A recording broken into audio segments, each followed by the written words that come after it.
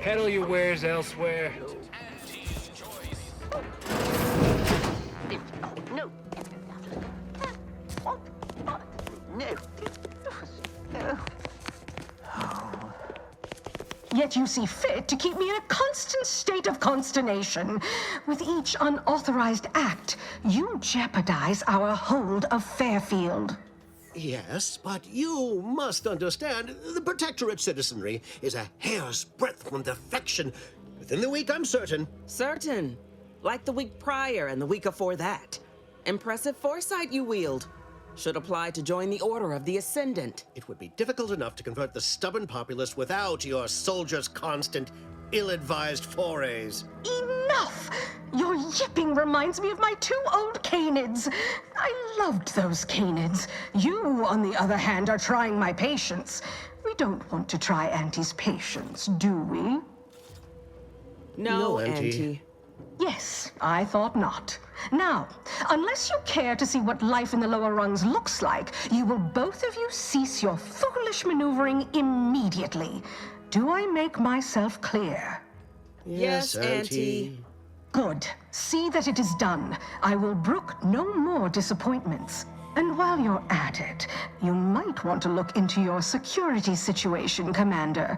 I'm not accustomed to an audience when addressing my subordinates. Who in the void? Eavesdropping on Auntie's choice business is like to get a body shot for spine. Though you're not wanting for moxie. I'll give you that. Now, hold a moment, Carr.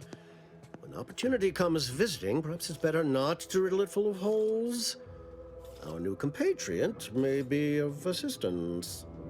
A surprisingly good point, especially from you. She only forbade us using our own personnel. Be a whole other matter were a stranger to happen to aid one of us. But which? Well, you seem an observant sort, so I expect you'll tire of Milverstreet's bluster soon enough. Come see me before agreeing to whatever absurdity he proposes. Unlike him, I have some work actually befitting your time. I'll be waiting. Alone at last. I never thought she'd leave. Now then, allow me to introduce myself. I am D.B. Milverstreet, Minister of Marketing, Duke of Demographics, Commercial Condottiere, President of Promotional Material. Tell me, do you believe in signs?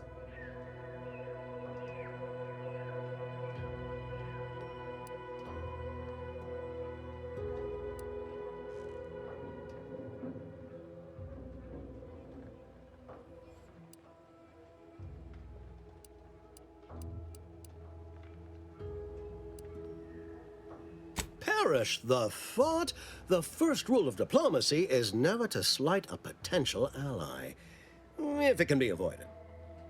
I do not believe in signs. I believe in opportunities. Right now, at this moment, you and I have an opportunity to save countless lives. But I'm hardly the type to beg and ask for nothing in return. Tell me, what do you desire of this island?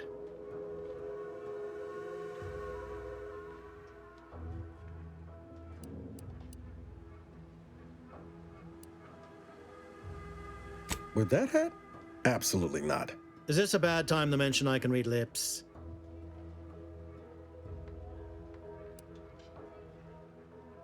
Ambitious, aren't we? Easily the best protected location on Paradise Island. Hardly a place for a stroll. But if you assist me, I promise to get you inside. Better yet, helping me shall result in our saving dozens, no, hundreds of lives. Your conscience shall be renewed.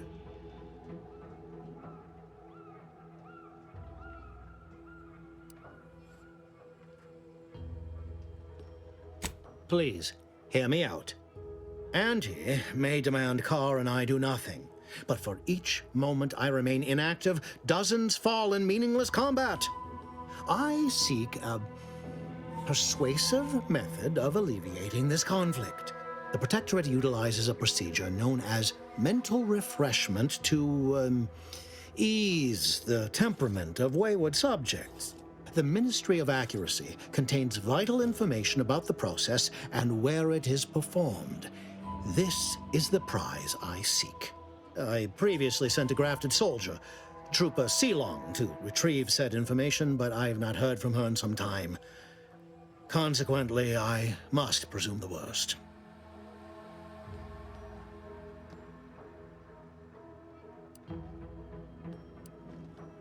Grafted soldiers were the subjects of the Enhanced Soldier Program, so named as its intent was to utilize nature to enhance a soldier's natural talents.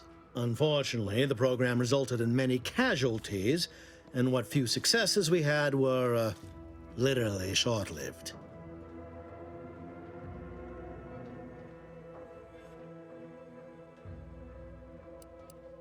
Protectorate subjects willingly submit themselves to a kind of mental reset designed to bring them closer to the Protectorate ideal. But I have reason to believe that their system is less rigid than Protectorate leadership would claim. It's ripe for exploitation. Is there a more beautiful phrase? Yes, one additional word of warning. The good Commander Carr shall not take kindly to your working with me, though that is a bridge most worth burning in my estimate.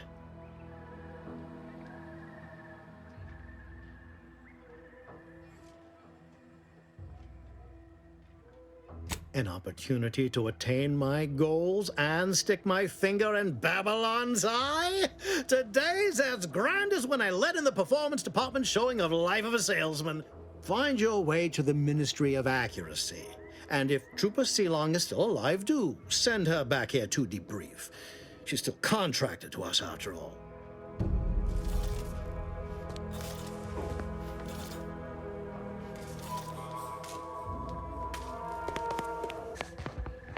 Watch out for that Auntie Cleo. I know she don't look it, but she's more dangerous than she seems.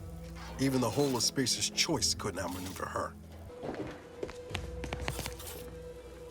Well, if it ain't DB Milverstreet's newest sycophant. I'm Officer Babylon Carr, and you can consider that introduction the start and end of our personable relationship. If you'd spoken with me like I suggested, mayhaps the two of us could bandy words, but you didn't. And taking sides with Milverstreet means I got no use for you.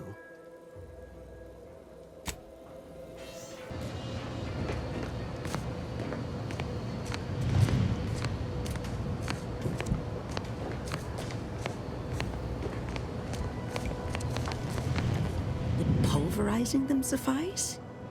No, I could liquefy them. Apply heat and congeal them into kibble no beast could resist. Oh, Ethel, darling, you're a genius.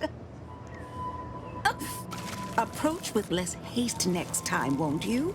Copernicus may be tame, but he still doesn't take kindly to being startled.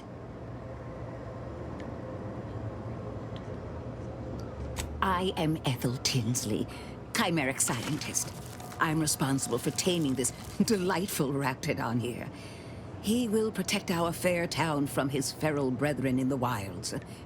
Theoretically. Officer Carr has been in a state waiting for me to train the raptidons to, maul on command. It's rather pressing, and alas, one scientist-turned-tamer can only do so much. One might say I'm perhaps a bit on edge. Folk here have grown weary, shall we say, with the war effort. And with avoiding Carr and the minister's would-be fisticuffs.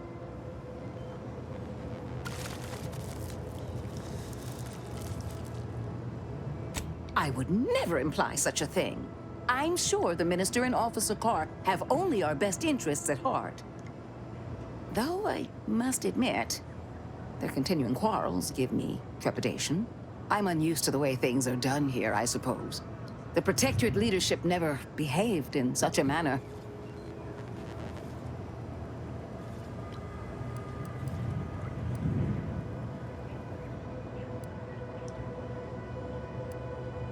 The fact is that those two never got along particularly well, even under the best of circumstances. One wishes to woo Protectorate subjects to our ranks. The other wishes to secure a decisive victory with weaponry and technology. As for which approach is best, I wish I knew. Very well. I ought to focus more on my work than on social tensions anyhow. I work directly with Officer Carr and her soldiers to ensure they're outfitted with the best Raptidon counterparts Paradise Island can provide. In theory, they'll be trusted to guard our most precious assets, including our leadership. For now, they deter encroachment from wild Raptidons. It's most agreeable.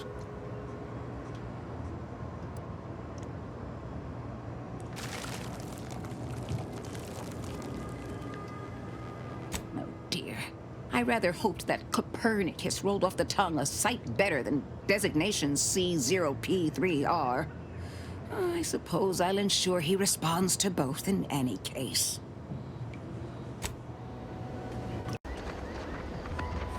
I must say, I have many reservations about this. The Protectorate has always provided for us. For what reason would we forsake such a stable and safe way of life? Because, friend, with the Protectorate, you're only surviving. With Antes, you'll be thriving. So your superiors order you to thrive? No. It's just something you can do on your own. You'll have bosses and employers, but it's up to you to get yourself to the top and make yourself the employer. I see. And why would I want to do such a thing?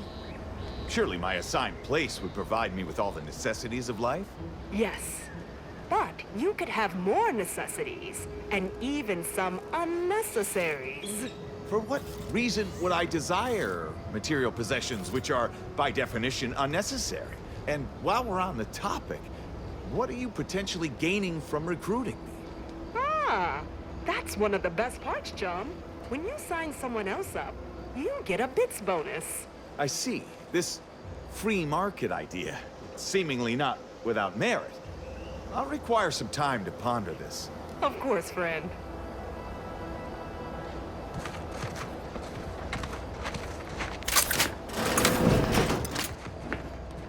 It's not a totally baseless idea. That should totally be annihilated, just like all capitalist propaganda. Praise the matriarch! Seems nowhere on Paradise Island's gone untouched by this war.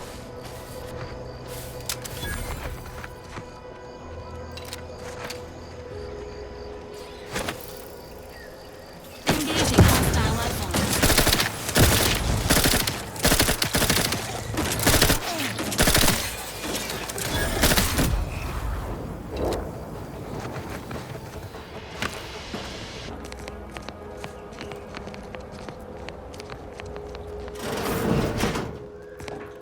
Ain't as tough as you thought. Hey you! Get over here before you get yourself killed.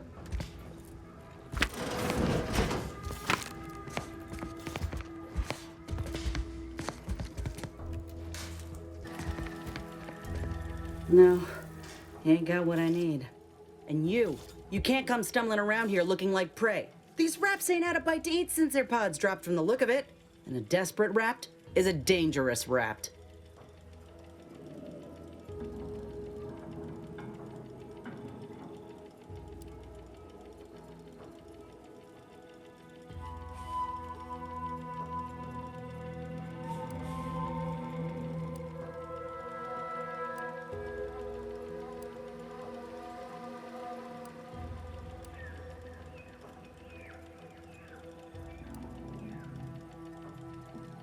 You're kidding, right? Look, even if you did somehow prove to be dangerous or something vaguely approximating it, I still rather fancy my odds in a fight. Which is why I gotta ask, what are you doing here?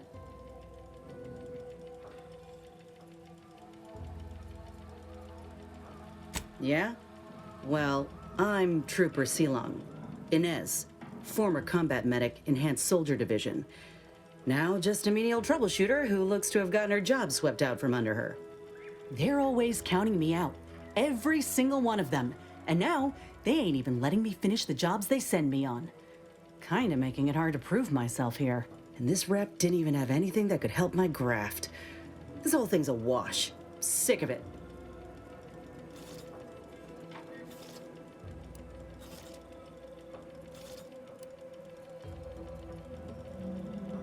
If you had, you'd know. Unless you're accustomed to seeing folk roaming around with exposed muscle fibers or stunted extra limbs on their backs.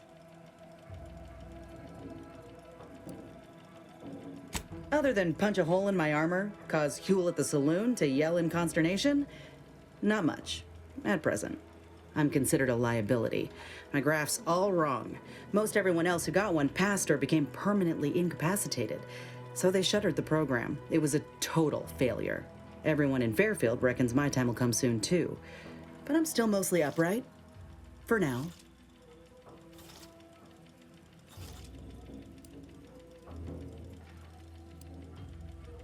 I just know I can do more for Auntie and for the war. It's just this damn contract. Unless I can amend it so I might fix my graft, proving myself ain't happening anytime soon. Weren't many of us grafted soldiers to begin with. To think I'm one of the lucky ones.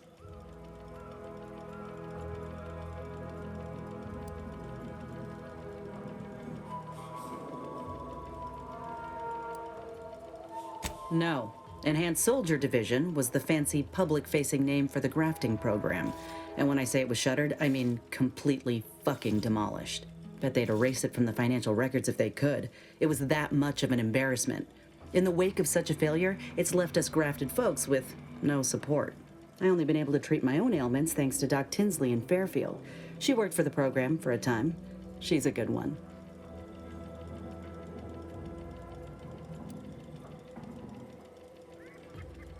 If the graft were an imaginary boo-boo, I wouldn't be in this mess, friend. It's paperwork that's the problem.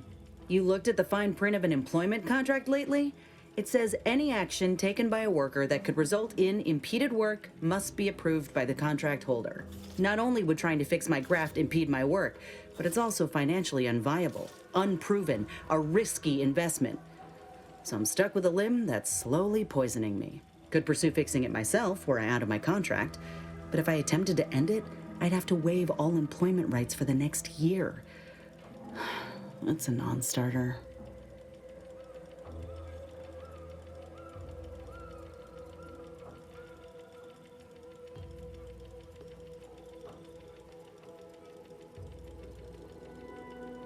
Law, no. The contract would just pass down the line of succession. It's a very long line. And anyway, I ain't a killer. No matter how much I fantasize about shutting him up when he goes on and on about how he's the father of capitalism reincarnated, or lamenting that his mock apple martini ain't blended quite right. Ugh, never quite got the hang of those.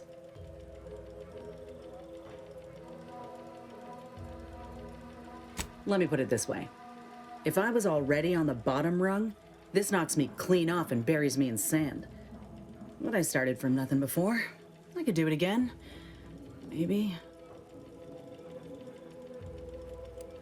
Ain't easy moving between companies.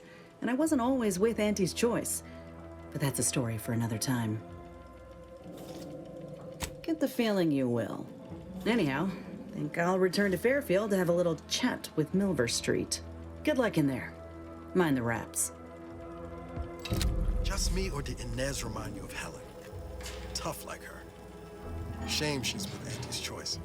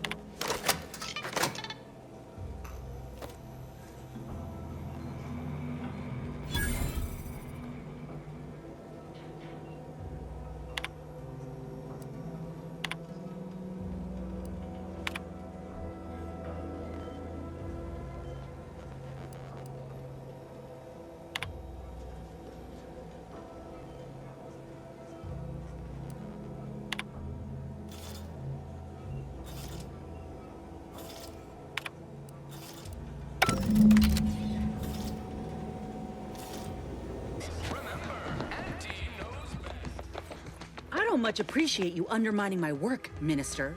When have I ever not made a go of a job for you, huh? Is it so damn hard to extend a mind of trust? Calm down. You know well it would not have been necessary had you completed your task in a timely manner. I'll calm down when you stop braying your little excuses. How about that? My, such aggression. You scarcely need add hostility to your list of inadequacies.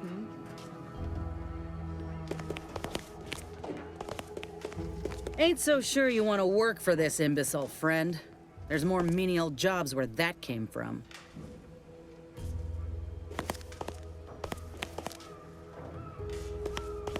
Bad Trooper Sealong, no mind.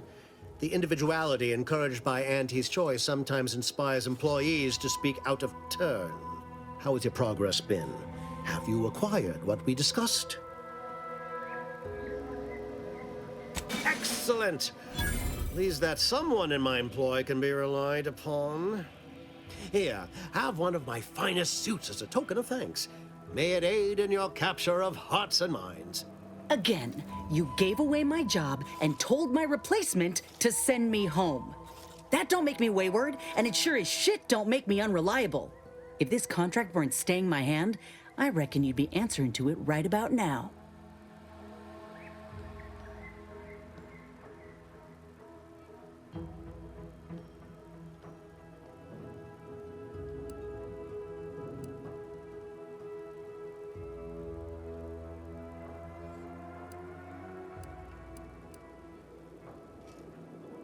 You mean grant preferential treatment to a subpar contractor? And I suppose the bits for such a procedure shall simply manifest from the ether?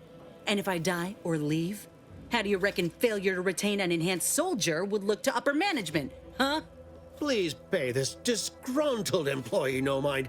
What would she do without Auntie's hand to guide her if she were unemployed? I should think death a preferable alternative. That's it. I'd rather be a down-and-outer for the rest of my life than crushed under your counterfeit leather boa boot a second longer. I quit!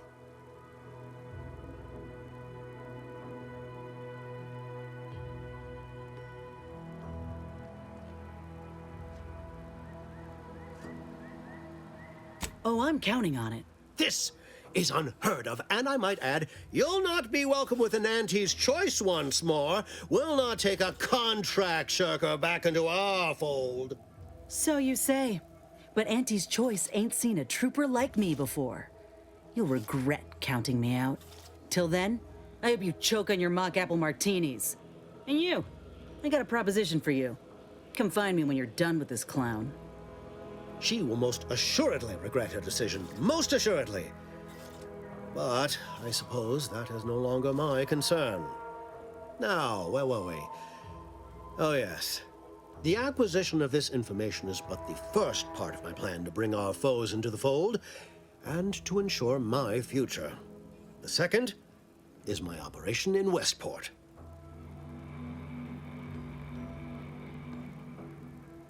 Worry not. The culmination of my plan will bring me the tools to aid you in your endeavor to enter the Vox station.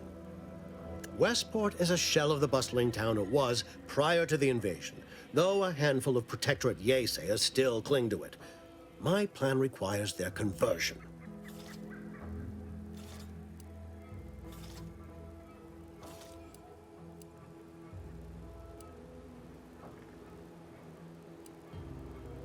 Verily. On to business.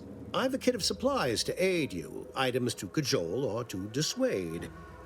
Sabotage the town or sway the citizenry. The choice is yours. Should pose no trouble for a go-getter like you.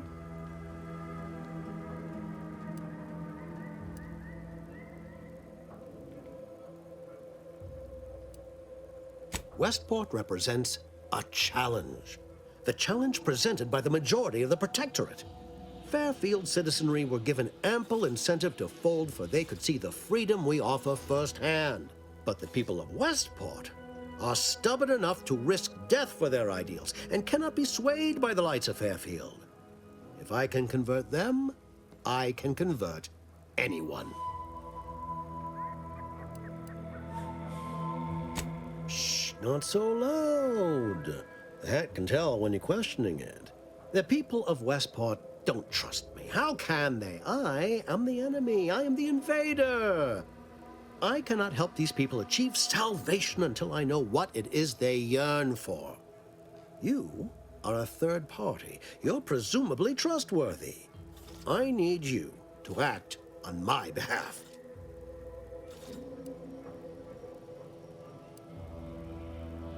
Perhaps?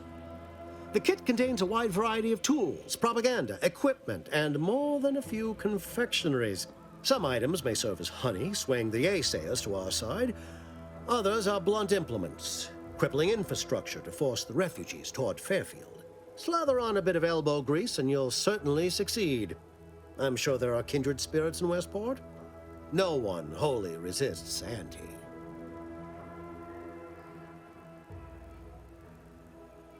Excellent! Here's the kit.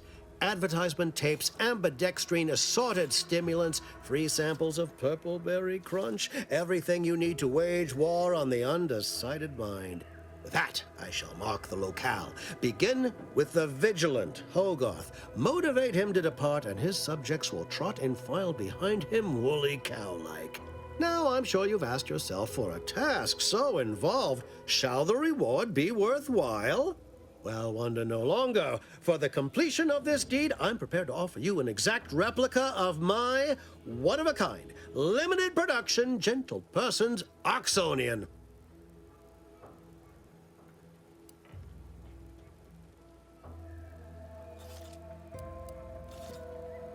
Of course, I'll be happy to pay you as well, but I was under the impression that good looks were priceless.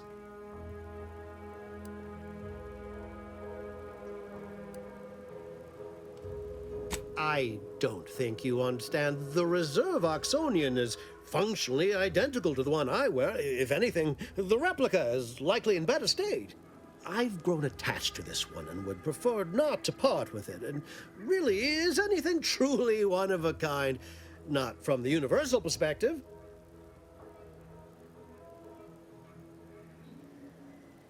Very well. I can see you won't be swayed.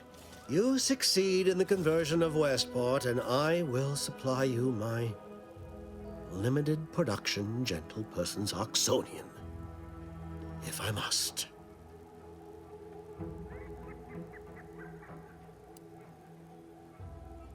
Then consider yourself officially deputized in the war to further innovation and the free market. Be forewarned. I can only guess at the needs of the denizens of Westport. You must engage with them, gauge their situation. Only then can you motivate them adequately.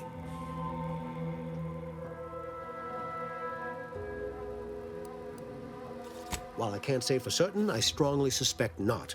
Westport no longer possesses any strategic value. The Protectorate has no reason to defend a half-sunken town.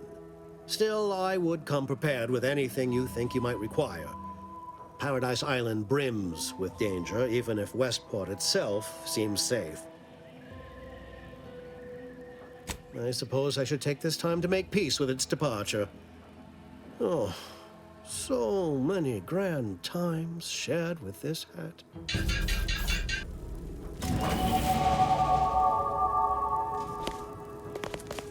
All done in there?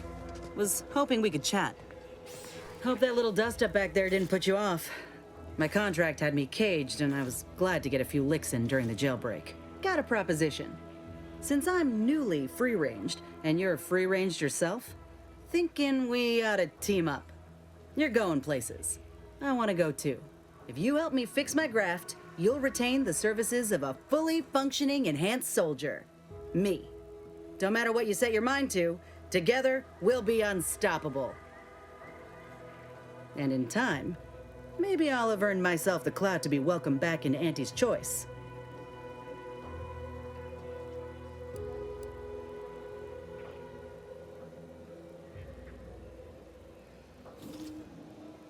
I can be on my own for a time, but I'd rather it not be permanent. Besides, where else can I turn from nothing to something?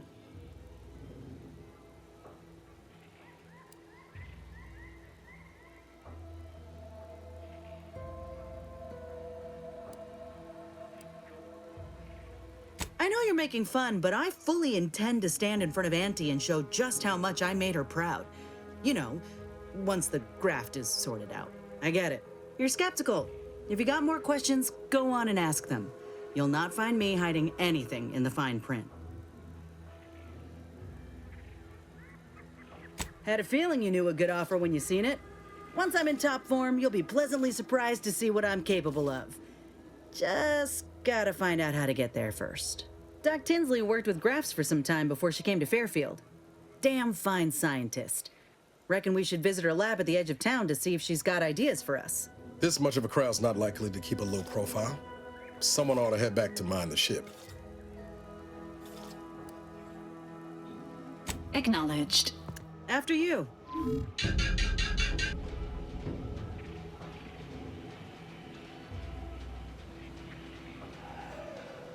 Appreciate you agreeing to help, but the arm's itching something fierce. Ready to do away with it. We ought to head to Doc Tinsley's, quickly if we can. Anyhow, was there something you needed, Commander?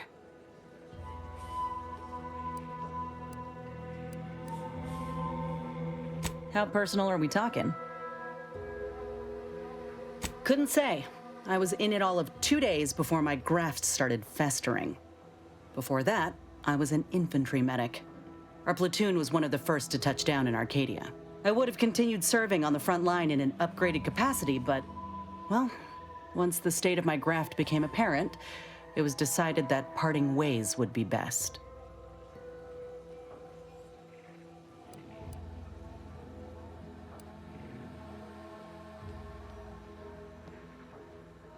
We're among the most valuable targets on the battlefield. If we go down, our entire platoon's at risk. But boosting our constitution, making us stronger, making the enemy soil themselves at the thought of enraging us, there's a lot to be gained there.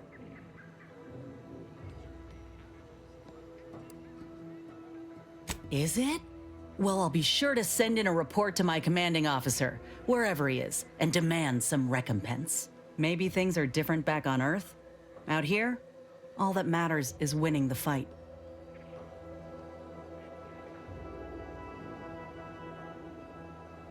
My commanding officer, and the surgeon who performed the operation, I imagine. I wasn't lucid at the time. When I regained consciousness, I saw that my service pistol was gone, and a termination notice was in its place. I put 2 and 2 together. Law, that was a bad morning. Look, I knew dismissal was a possibility when I volunteered for the procedure. A successful graft is a boon, a failed one is a colossal liability. I'm a walking lesson in breakage.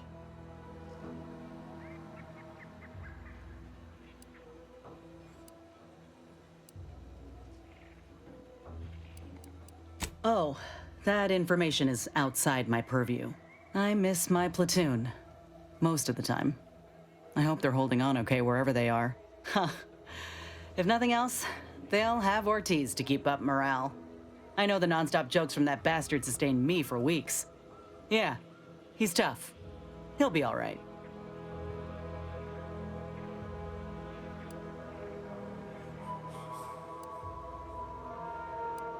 Of course I do. Can't help but wonder if I'm missed in return. Anyhow, I would rather return to the matter at hand. No use dwelling on those out of sight and out of mind. Right. Like ain't the word I'd use, even before I was itching to tear up my contract and set it aflame. Auntie gave me autonomy, gave me the choice to do more than just struggle to survive. They treated me better than my last employers did, and despite recent events, I believe in their mission. We can give folk here in Arcadia a better life.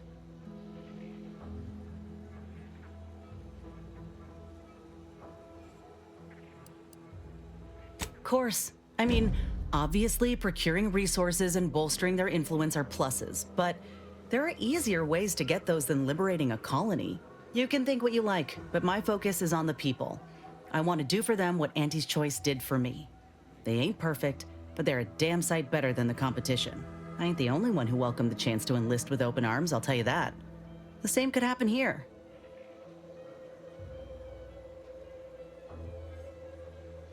Of course, going from a life lived in squalor to one that rewards you on merit, it would send anyone's mind spinning. Now, do I got qualms with Auntie? Sure, but I'll tell you what, When she overthrew those Spacer's Choice bastards in Tau Ceti, my home system, that takeover was the best thing that ever happened to us, even if it took time to see it.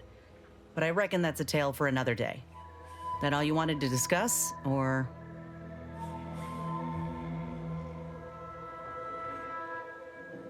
Fine by me. Well, like I said, we were both in the same unit. Me as a combat medic, him as a machine gunner. Everyone in my unit was from Tau Ceti, so we already had that in common. And we served on the front lines, which made us look out for one another that much more. See, most of us were laborers, and we just got our first real shot at something greater. We wanted to make a name for ourselves, and what better way to do that than become a hero? Our onboarders promised that if we demonstrated exceptionalism, showed initiative, that we'd get promoted quick. And our days of living in squalor would be far behind us.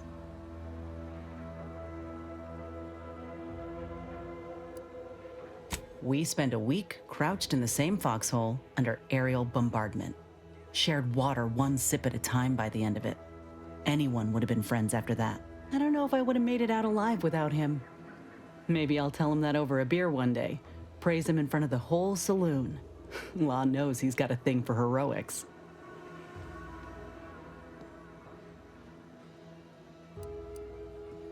Commander, has your gray matter reverted to that of a prepubescent? No, we ain't, you know. We're friends. Nothing romantic-like. But maybe could have been, under other circumstances. But I'd say those circumstances have well and truly flown. He kept me clear-headed. Every so often there'd be a lull in the bombardments and I'd hear voices all across the field, calling out for aid, for mama, for death. Almost got my head clean taken off when I tried to scramble out of the foxhole the first night. I heard a call for help and moved on instinct. Damn foolish of me, really.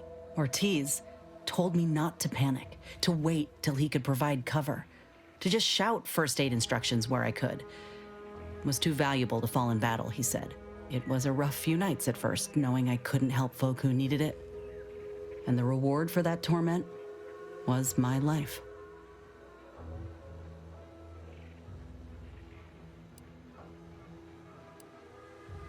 Better than I'd feared. Only had to bury 2 troopers and amputate 5 limbs. I'm thankful every day that the Protectorate can't aim for shit.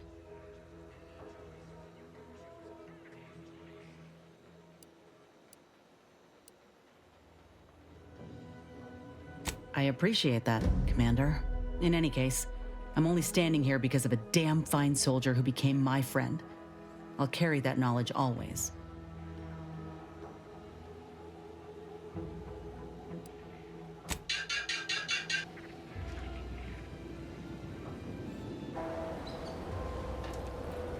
Auntie's Choice and the Protectorate got a difference in opinion. Got something that needs doing, Commander? How personal are we talking? Not great. It was a mining colony under Spacer's Choice. Didn't have much, but my parents worked hard to ensure we had shelter and a warm meal every day. They're good folk. I love them. But I don't think they ever quite grasped how bad things were before Auntie's Choice came. They warned me not to join up, you know. Said we'd all get burned if we put too much stock in the promises of this foreign corporation. But I'd rather take a risk on them than be resigned to how things were.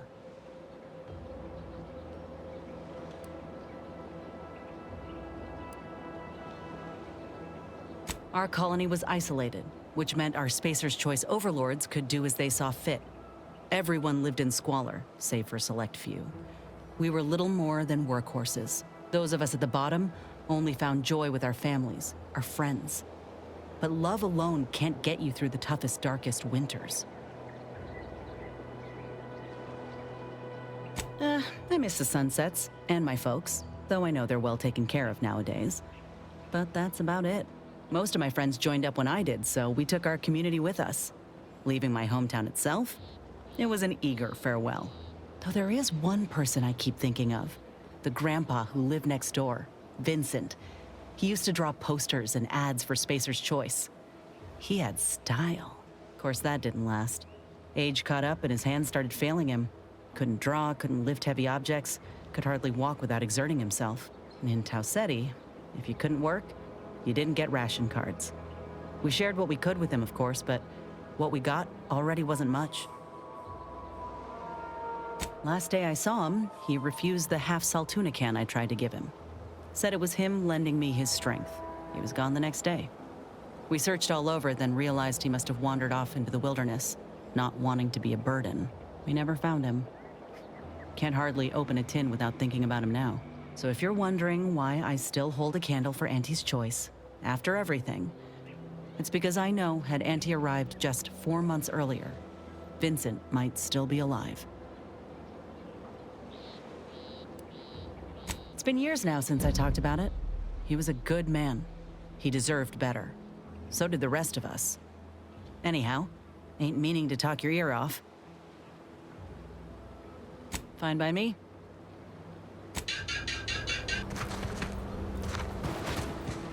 Eden's hinterlands would be more pleasant if Auntie didn't airdrop them raptidons willy-nilly. Sure makes getting from A to B a pain. Blame Spacer's choice. They're the ones who first weaponized livestock in such a manner. Auntie just acquired and rebranded the idea when she came to Tau Ceti. Right. Poor Auntie. Her hands were tied. I heard you all bred the raps for diet toothpaste and such originally. Only taught them to heal and kill later. Ain't sure who you all is referring to. Me? I prefer for the raps to stay wild, free. They're better off out here than in cages in a cargo hold. Better for them, sure. Not so much for us.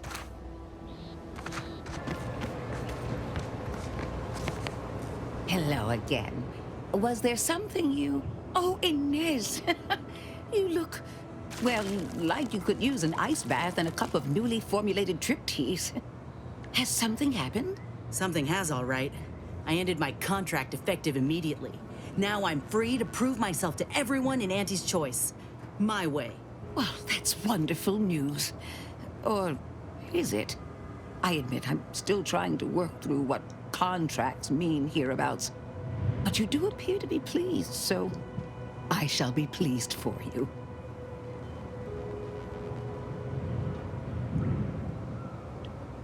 Ah, that is not common knowledge in this town. But since Inez appears to trust you, I suppose I can do the same. Before I began my new illustrious career working with our tame, scarily friends here, I was a researcher in the Enhanced Soldier Division.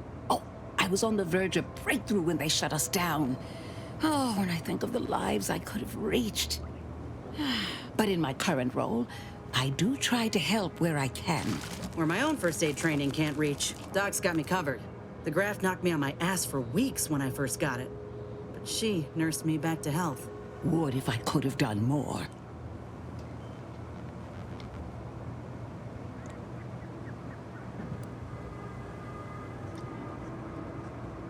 Despite your insinuation, there are plenty of good folk around here, but perhaps not many with Doc's particular skill set.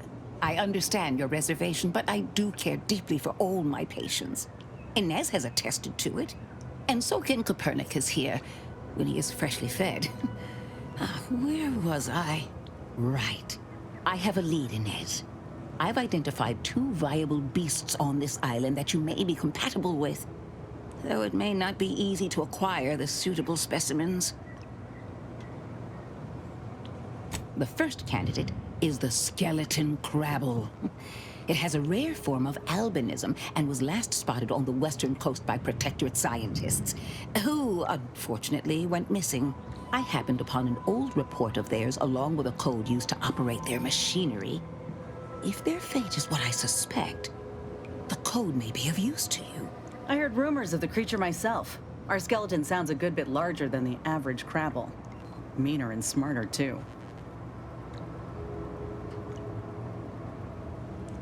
The second candidate is a Raptidon matriarch, the only one of her kind on the island as I understand it.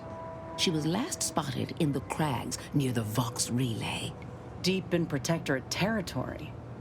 This matriarch sure ain't making it easy for us.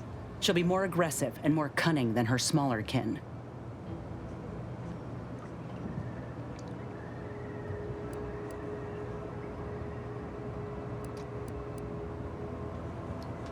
This is hardly worth the effort of a response, dear, but I might remind you that Raptidons are not native to this land. Now listen close. When you breach the matriarch's lair, you must rouse her from hibernation. I found pheromones to be quite effective. Inez, I'm certain you know a formula that may suffice. That I do. Excellent. It'll be a rather unpleasant wake-up call for the matriarch, so she'll be upon you in moments. I suggest your armaments be at the ready. Then the grafting part is yours.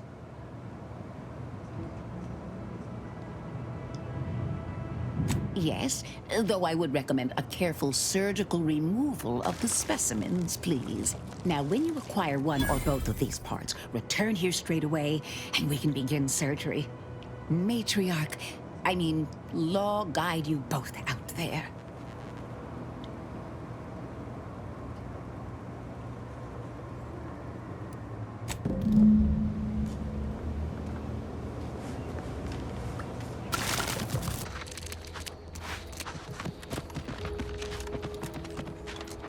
Well, you hate to be proven right.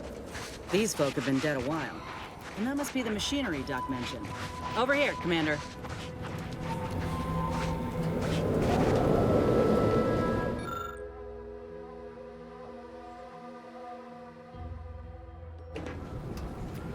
Huh. Seems this terminal reroutes power to speakers around the cave. They were using sound to lure the Krabbles out. Let's see here.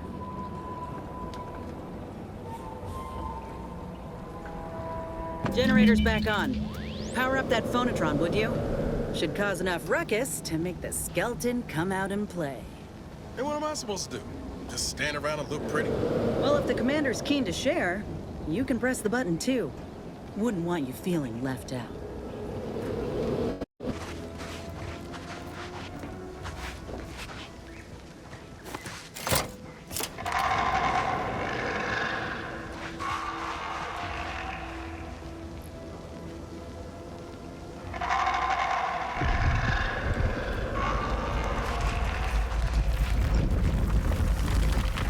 Take the heat off you, Commander. Just stay with me.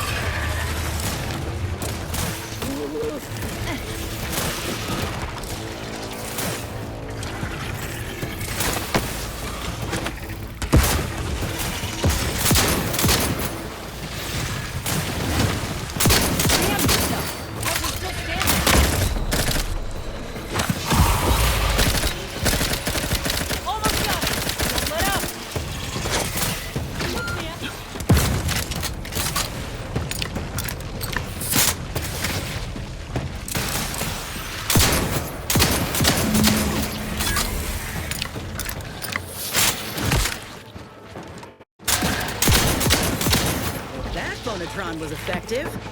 Now we just need the specimen. Mind the pincers. They can be a little feisty even after death.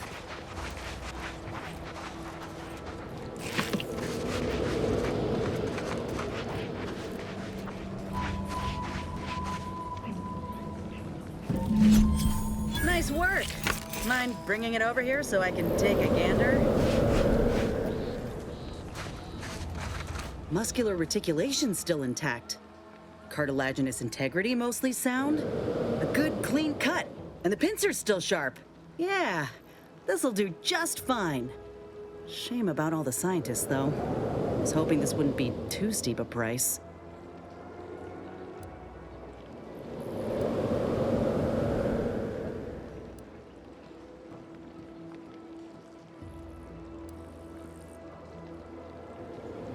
If you still got some hunting you, that Raptidon matriarch's on the loose. Her den's not far from the Vox Relay up north. Elsewise, we head back to Fairfield and speak to Doc Tinsley.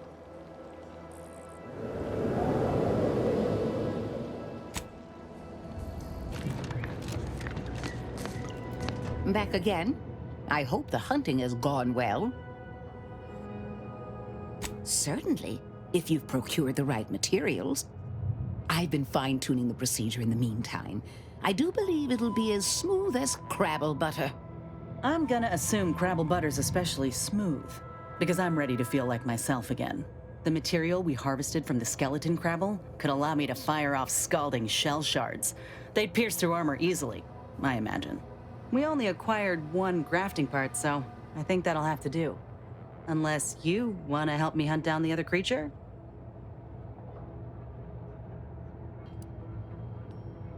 Wise. It's always better to have options. I'll be here when you're ready.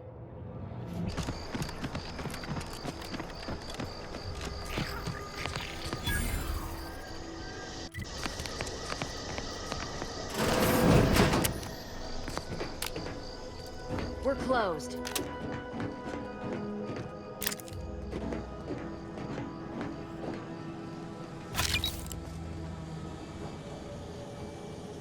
Did you not hear me? This place is closed. No learning today about how everything happens according to the obscure calculus of an indecipherable plan.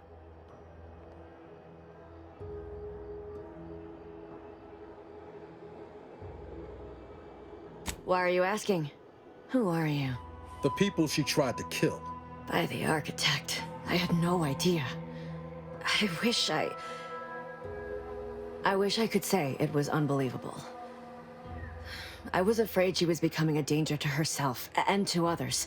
But this is horrifying. Yeah, imagine how we feel. Why don't you tell us where she is so we can make sure she ain't being a danger to herself or others?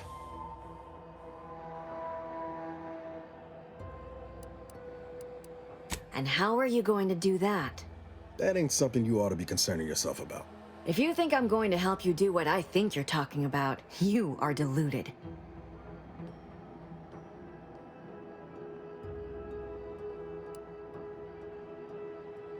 It is of no matter, regardless. I do not know where she is. I haven't seen her since before the corporatists invaded the island. I'm afraid she's going to do something terrible, but I just don't know what. Maybe none of this would have happened had I not introduced her to Victor.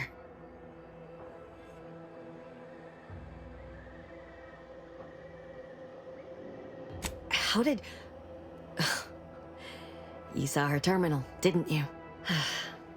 Victor's an Order archivist. We were all friends for a time.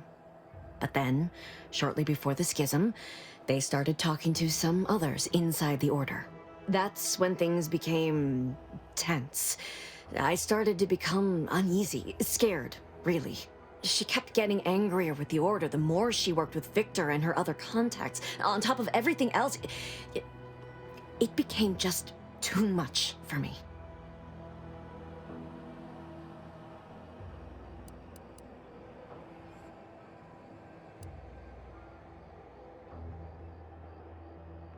Among other things. For some reason, she was obsessed with the cliffhanger ending of Chapter 6. It was the one where capitalist fanatics brought complete destruction upon Arcadia. But you know how it works. It was somehow miraculously saved at the beginning of the next chapter. Didn't matter to DeVries, though. She just kept going over it and over it. Would have talked to a Crabble about it if there was no one else to listen. That, and the invasion itself, set her mind to dark things. I begged her not to go down that road again. She was so agitated when I first met her. Must have been 7, going on 8 years ago now. She never slept, didn't talk to anyone if she could avoid it. After we became friends, she began to change. Still bothered her from time to time, but I thought it mostly behind her.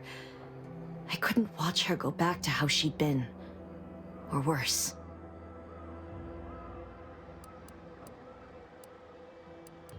We became friends when she saved me. I'd said something without thinking. Must have been distracted. We all know to watch every last word we say. For some reason, she interceded on my behalf with an arbiter, and she convinced him he didn't hear what he actually did. No one does that. Void, I didn't think anyone could.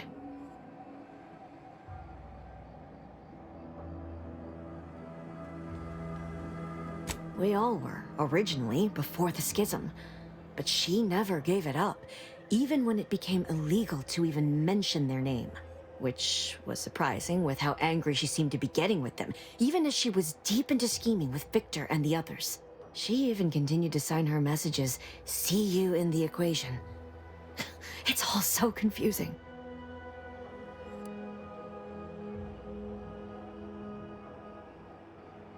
What do you mean? It was where she worked. one of the Protectorate's communications hubs.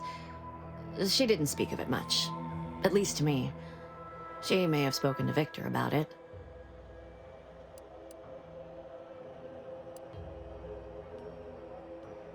No. But it had to be someone's fault, right? The Protectorate couldn't possibly have failed to safeguard the colony. And they had to answer the accusations the Order leveled at them. She ain't the only one. It's difficult to explain. She spoke about things in unfamiliar ways. I felt her words to be freeing, at first. But slowly, I began to feel unmoored, doubting everything I ever knew. She said learning the truth of things was worth it. But now I question whether her truth was just more of her penchant to sow chaos, no matter who may be caught in her schemes. Some days I wish I'd never listened to her at all. Others, I can't help but miss her.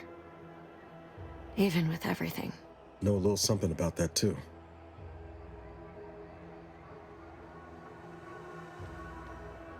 I did try to. Once.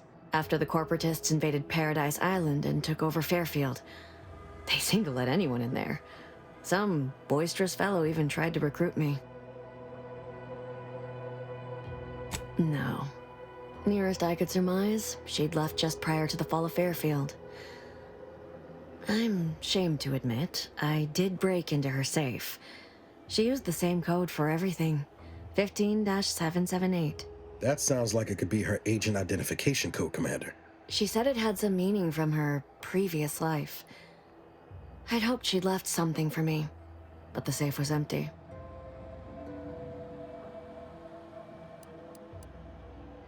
I know I've no right to ask this of you, but when you find her, please remind her of who she used to be. She's unwell, but I know there's still hope for her.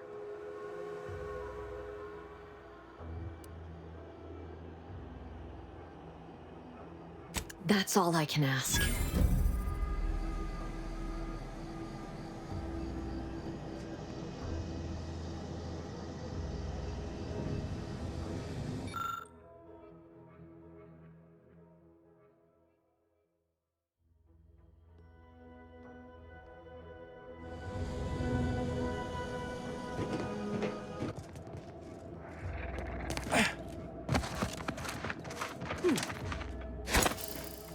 Guns cocked and loaded.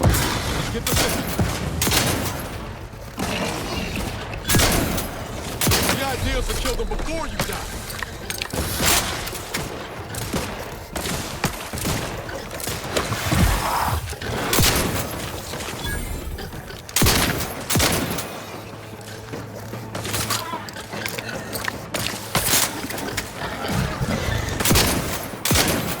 Matriarch's here, all right. Let's put our heads together. See these half-eaten remains? They're a sign. Matriarchs lose their appetite when they're on the verge of going into a state of torpor. She'll have retreated into hiding to conserve her energy. But I got one way to get her attention.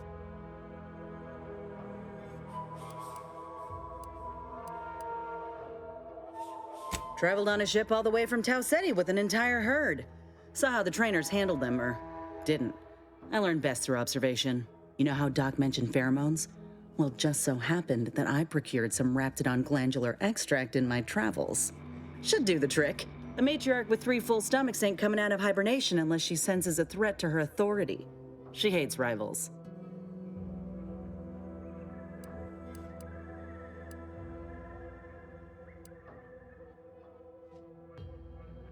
Ain't one who leaves anything to waste. Any hunter worth a damn would say the same. If I can't find a practical use for what I've salvaged, it'll find a use in research, or in exchanging for bits.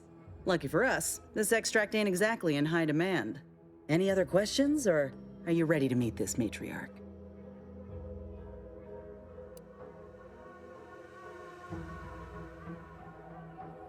I was inquiring more about your current manner of fortitude, but I'll take it. All right, let's do this. Look alive, Commander. The insides are leaking outside, Commander.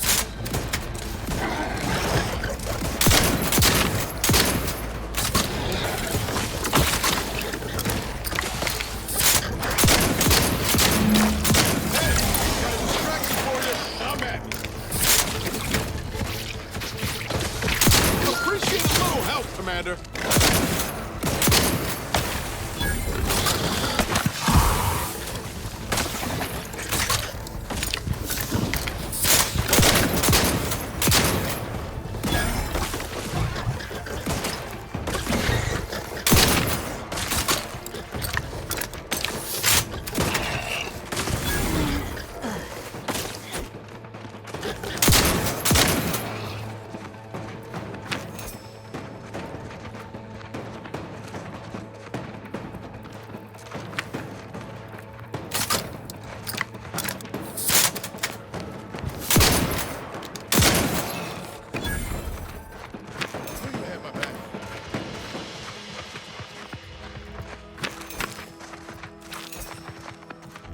Phew.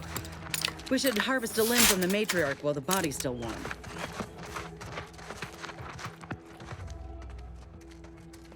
That's the limb. Bring it here, would ya?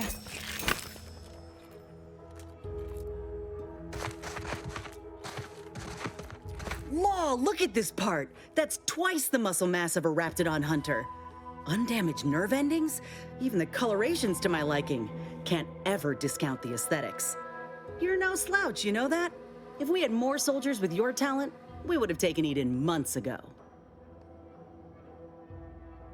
You earned it. Whenever you're ready, we should head back to Fairfield. Have a word with Doc Tinsley now that I have both the skeleton and matriarch specimens. In honesty, I don't know which one I should ask Doc to patch me up with. Can't go wrong with either, but one could be the better choice. If you've got an opinion, I'm keen to hear it.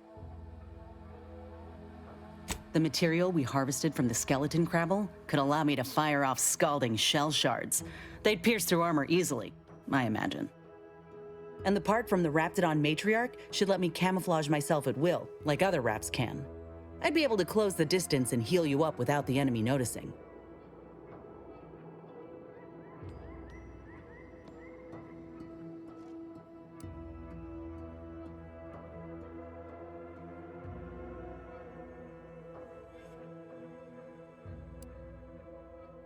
Exactly what I was thinking. I'm good to head to Doc's lab with the news and this part when you are.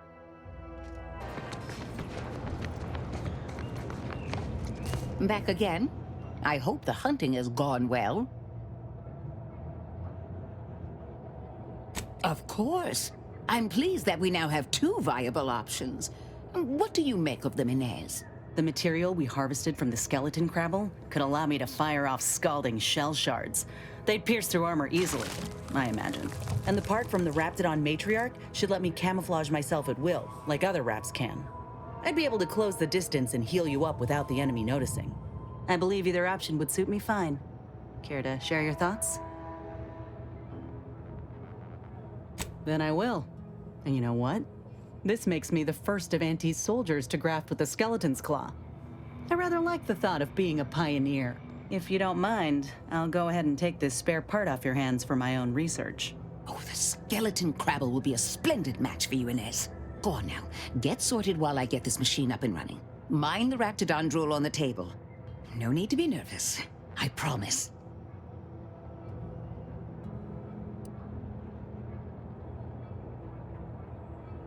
Oh, now that is genius. I have just what we need. Let's see, a bit of medicinal extract in here. Mix that up with the inhaler. And here we are. Breathe deeply, dear. This should put your mind at ease. Is this spearmint flavored? Why, Doc Tinsley, you think of everything. Enough distractions, please. I need the utmost focus for my work.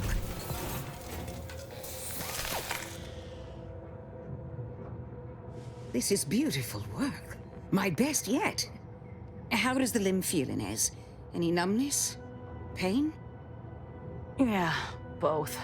Body's not accustomed to the presence of another limb. Feels like I've got an extra passenger in my nervous system. But it certainly beats feeling like I'm bleeding on the inside. Or fighting the urge to feast on raw human flesh. Like last time. Well, I'll certainly be having words with that surgeon, leaving you in a state like that. Now, you come back straight away if anything bothers you. Will do, Doc. I thank you. And you, Commander, without your help, I don't know what I might have done.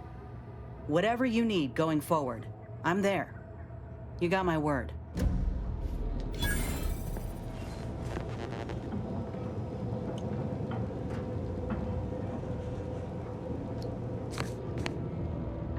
I feel strange.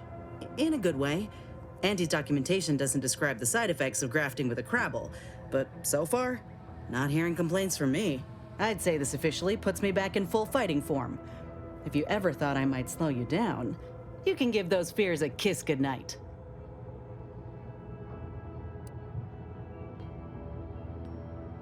Good. I can't rightly take a look without contorting myself in front of a mirror, so it's a comfort to have someone with a keen eye taking notice. I got a good feeling about this partnership of ours. Just want to reiterate that I'll make good on my end of the deal. I plan on proving my worth to you and to Auntie, no matter what it takes.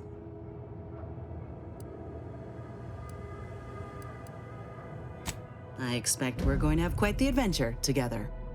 I appreciate you hearing me out. We should move on. Hello again. Remember not to move too swiftly if Copernicus lunges. Oh, how he does like to test the reflexes of others. What can I do for you? From one side of the galaxy to the next, the Earth Directorate is on your side. Whether against corrupt corporations, tyrannical governments, or corrupt corporations in league with tyrannical governments. The Earth Directorate is here to fight for the rights of all colonists.